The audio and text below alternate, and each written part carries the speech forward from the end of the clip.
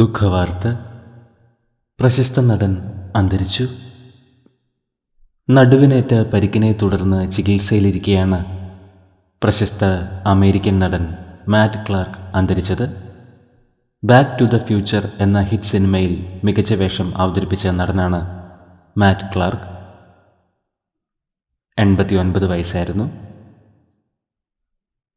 50 വർഷക്കാലം അഭിനയരംഗത്ത് സജീവമായിരുന്നു.